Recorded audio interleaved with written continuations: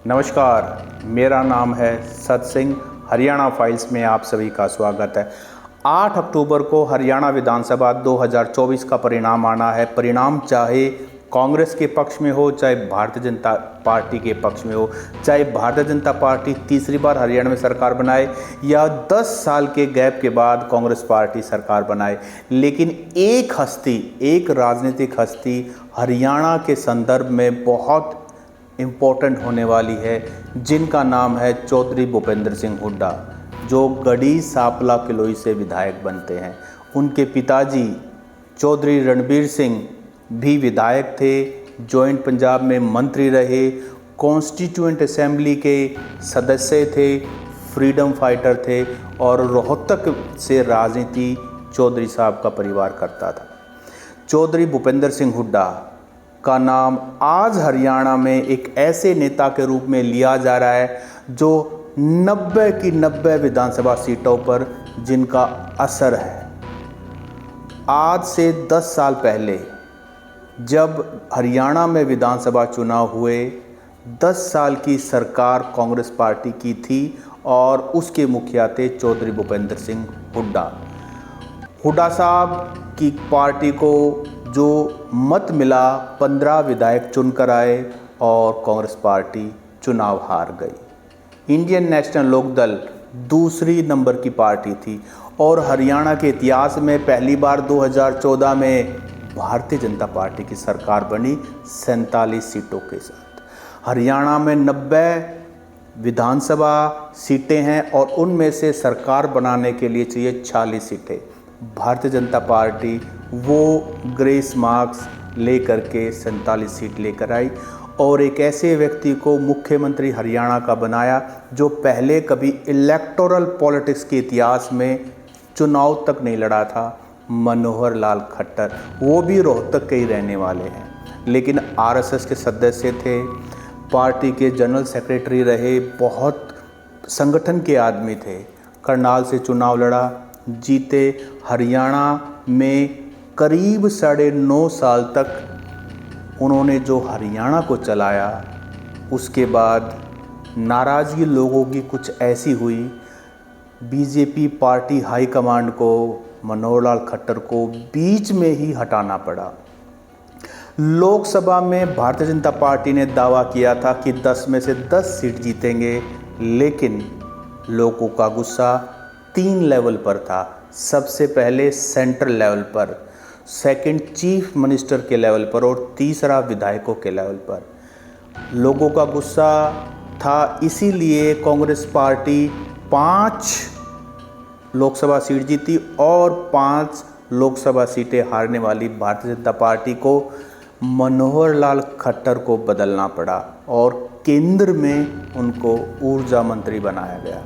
और सूत्र ये बताते हैं, खट्टर को ये आदेश दिए गए, खट्टर को ये कहा गया, आप हरियाणा की राजनीति से दूर रहिए, क्योंकि जितना आप हरियाणा में दिखेंगे लोगों को बार बार वही चीज़ें याद आएंगी जो पार्टी के हित में नहीं है। अब बात करते हैं चौधरी भूपेंद्र सिंह हुड्डा की, क्योंकि सबसे बड़ा सवाल आज यही पूछा जा रहा है, क्या भारतीय जनता पार्टी चौधरी भूपेंद्र सिंह हुड्डा को 2024 में सरकार बनाने से रोक पाएगी? मैं बात करता हूं 2005 की। आज चौधरी भूपेंद्र सिंह हुड्डा के साथ एक बड़ा व्यक्तित्व और है, दीपेंद्र सिंह हुड्डा। 2005 पे चलते हैं। 2005 पे भजनलाल के नाम पर, या भजनलाल उस समय बहुत बड़े नेता थे और जिस समय 67 विधायक चुन करके आए कांग्रेस पार्टी के, उस समय ये लगभग तय था कि भजनलाल ही दोबारा से हरियाणा के मुख्यमंत्री बनेंगे, लेकिन मौका मिला चौधरी भूपेंद्र सिंह हुड्डा को। चौधरी भूपेंद्र सिंह हुड्डा ने रोहतक लोकसभा से इस्तीफा दिया और हरियाणा के मुख्यमंत्री बन गए। रोहतक लोकसभा पर उपचुनाव हुआ और उन्होंने अपने बेटे को, दीपू को, उस समय दीपेंद्र सिंह हुड्डा को रोहतक वाले प्यार से दीपू कहते थे, जो रोहतक के मॉडल स्कूल में पढ़ा था, भिवानी में इंजीनियरिंग की डिग्री की थी और अमेरिका एक बढ़िया सैलरी वाली नौकरी कर रहा था। हुड्डा साहब ने दीपू को बुलाया और कहा कि चुनाव लड़ो। दीपू का पहला इलेक्शन था और कांग्रेस पार्टी की सरकार थी। दीपेंद्र सिंह हुड्डा करीब 2,32,000 वोटों से रोहतक लोकसभा जीते। उसके बाद ये कहा गया कि ये तो अपने पिताजी की वजह से चुनाव जीत गया, लेकिन लोगों ने 2009 में उनको फिर लोकसभा का सांसद बनाया। 2014 जब मोदी की वेव पीक पर थी, हरियाणा में सिर्फ 3 सीटें जीती गई, रोहतक, हिसार, सिरसा, और रोहतक में दीपेंद्र सिंह हुड्डा दोबारा से जीते। तीसरी बार फिर 2014 में सांसद बने, लेकिन 2019 में दीपेंद्र सिंह हुड्डा चुनाव हार गए। लेकिन लोगों को इसकी खीज हुई और 2024 में एक बार दीपेंद्र सिंह हुड्डा को 3,42,000 के करीब वोटों से जिताकर, इतनी थंपिंग मेजॉरिटी से उन्होंने जिताया। अब बीजेपी के सामने चुनौतियां सिर्फ हुड्डा साहब को रोकना नहीं है, बीजेपी के खुद के घर में कितनी सारी परेशानियां जो उनको सामना करना है और उनका कोई भी उपाय मिल नहीं पा रहा है। अगर मैं बात करूं, सिर्फ मनोहर लाल खट्टर को ही उन्होंने नहीं बदला, उन्होंने नायाब सैनी को मुख्यमंत्री बनाया ये सोचकर कि ओबीसी वोट को हम कैपिटलाइज कर लेंगे। वो ओबीसी वोट के नाम पर सैनी तो आ गए, लेकिन ओबीसी में एक बड़ा चंक अहीर बेल्ट का भी है। राव इंद्रजीत ने पिछले महीने भर से क्या धमाल मचाया है बीजेपी में, किस तरह से आर्म ट्विस्टिंग की है पार्टी हाईकमांड की कि अगर मेरी बात नहीं मानी गई तो मैं बगावती हूँ और कुछ भी कर सकता हूँ। उनकी बेटी और उनके सपोर्टर्स को जबरदस्ती पार्टी के मन के बगैर, पार्टी के मत के बगैर, उस सब से ऊपर होकर उन टिकट दिलवाने में सफल हुए। और अहिरवाल में एक बात कही जा रही है और बार बार राव साहब भी ये कह चुके हैं कि मुख्यमंत्री का अगर मुझे मौका मिला तो मैं ज़रूर करूँगा। ये राजनीतिक भाषा है, इसको आप समझते हैं।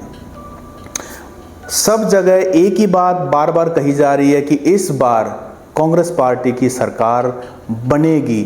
सीटें कितनी आती हैं, कोई 50 कह रहा है, कोई 55 कह रहा है, कोई 60 कह रहा है, कोई 65 कह रहा है, कोई उससे भी ज़्यादा कह रहा है। लेकिन इम्पोर्टेंट ये है कि अगर सरकार बनती है तो मौका मिलेगा सिर्फ एक व्यक्ति को, क्योंकि टिकट डिस्ट्रीब्यूशन में वो चीज़ हम देख चुके हैं कि एक ही व्यक्ति सर्वे सर्वा रहा है, वो है भूपेंद्र सिंह हुड्डा।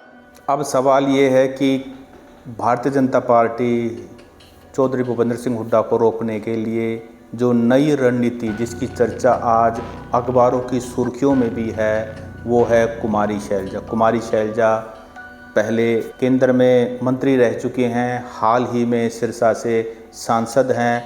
अभी जो कुमारी शैलजा को बताया जा रहा है कि वो कांग्रेस पार्टी या हुड्डा साहब से नाराज़ हैं इस बात को लेकर कि जो टिकट एलोकेशन हुआ उसमें 2 विधानसभाओं की सीटें, एक नारनौंद और दूसरी उकलाना, वो कुमारी शैलजा के हिसाब से नहीं हुई। हर पार्टी में ये हो रहा है, लेकिन भारतीय जनता पार्टी ने ये स्ट्रेटजी में शामिल कर लिया है कि कुमारी शैलजा पर सारा फोकस शिफ्ट कर लिया है। कुमारी शैलजा की तरफ से एक भी शब्द अभी तक बाहर नहीं निकला। वो पहले ही कह चुके हैं कि मैं कांग्रेस पार्टी से जाऊंगी, लेकिन तिरंगे में लिपट करके जाऊंगी। लेकिन चाहे मनोहर लाल खट्टर हों, चाहे अर्जुन मेघवाल हों, चाहे नायाब सैनी हो, सभी के सभी कुमारी शैलजा के हमदर्द बने हुए हैं और ये कह रहे हैं कुमारी शैलजा के साथ अन्याय हुआ। और वो राहुल गांधी की स्टेटमेंट को भी बार बार कोट कर रहे हैं कि रिजर्वेशन को ख़त्म करने की बात कांग्रेस पार्टी कर रही है, कांग्रेस पार्टी एंटी दलित है। ये जो स्ट्रैटेजी कांग्रेस पार्टी के खिलाफ बीजेपी लेकर आई है कि किसी भी तरीके से कुमारी शैलजा के नाम पर, रिजर्वेशन के नाम पर दलित वोट बैंक कांग्रेस पार्टी से छिटक जाए, क्योंकि जो सबसे बड़ा इमोशन लोकसभा में कांग्रेस पार्टी के फेवर में किया गया हुआ वो था दलित और जाटों का एक संगठित होकर के वोट मिलना। वो अपने आप में बहुत बड़ी बात है और विधानसभा में बीजेपी बार बार प्रहार इसी बात पर कर रही है कि जाटों का कांग्रेस पार्टी और हुड्डा से छिटकना मुश्किल है, लेकिन दलितों को आप किसी तरह भी इस तरह के भ्रामक प्रचार से बहका सकते हो। बावजूद इसके भारतीय जनता पार्टी के अपने घर में बहुत सारी समस्याएं हैं। उनके खुद के कई बड़े नेता उनसे नाराज़ हैं। रामविलास शर्मा वो नाम है जिन्होंने हरियाणा बीजेपी के अंदर सबसे बड़ा योगदान दिया है। आज उनको राजनीति से ही दूर कर दिया उनकी महेंद्रगढ़ से टिकट काटकर। ओलंपियन योगेश्वर दत्त जिन्होंने अपना पॉलिटिकल करियर ही बीजेपी से शुरू किया था, उनकी गोहाना से टिकट काट दी। उनके जाट नेता, 3 बड़े जाट नेता, कैप्टन अभिमन्यु नारनौन से, ओम प्रकाश धनखड़ बादली से, जेपी दलाल लोहारू से, तीनों का इलेक्शन फंसा हुआ है। क्योंकि जो सबसे बड़ी जाट समाज की नाराज़गी है वो बीजेपी पार्टी से है। तो इसको लेकर के 8 अक्टूबर को क्या परिणाम होगा वो तो देखने वाली बात होगी। आपको हमारा ये वीडियो कैसा लगा आप कमेंट करके बताएं। नमस्कार।